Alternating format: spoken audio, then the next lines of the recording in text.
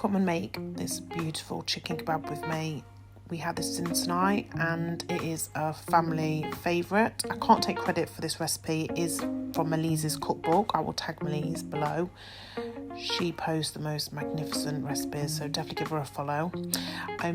So it was a kilo of chicken thighs, boneless, skinless. I've got some salt, pepper, onion granules, garlic granules, paprika, oregano, cinnamon, cumin and some purple bear going in there with yoghurt, extra virgin olive oil and some pomegranate molasses.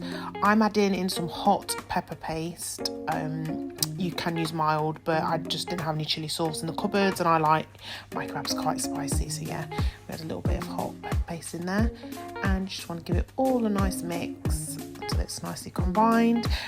This is best done the day before, so you can leave it overnight to marinade. I didn't, because obviously I'm last minute lol. So yeah, I just did it like 3 or 4 hours before dinner.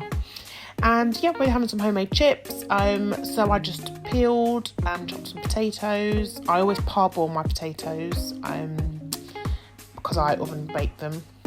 So yeah, they were just parboiling, and then I started skewering the chicken. So make sure if you're using wooden skewers, that is, make sure you soak them in cold water up to 30 minutes before. This just helps them stop them burning. And then yeah, just as you can see there, try and leave a little bit of a gap in between each fry fillet, just because you want to make sure that the heat can like penetrate through and cook them all. You don't want like it all to be raw in the middle. And I just put them in a baking tray, some halved onions underneath, just so the heat can go underneath. And yeah, that went in the oven for 35 minutes. Meanwhile, I'd put some oil in a baking tray and heated that up in the oven, and then my parboiled chips were ready to go in. Once that would got hot, I added in some oregano, some salt, pepper and some garlic granules, a bit more olive oil, and whacked them back in the oven. Once the first 35 minutes are done with the kebab, I got it out, basted it, span it over, is that a word? Turned it over, whatever, you know what I mean. Turned it over, basted the other side as well, and that went back in the oven for another 30-35 minutes. Meanwhile, I started on my flatbreads. This is a super simple recipe, guys. It's literally just self-raising flour. My words aren't coming out right today. Greek yogurt. I put a little bit of water in there and some olive oil, and yeah, that was basically it. Mixed it all together, got a really hot pan, obviously split my my dough into 3, because that's what I was just doing 3 flatbreads, and then yeah, cooked them for a couple of minutes on either side. My chicken kebab had finished, as had the chips, and my house was smelling beautiful at this point.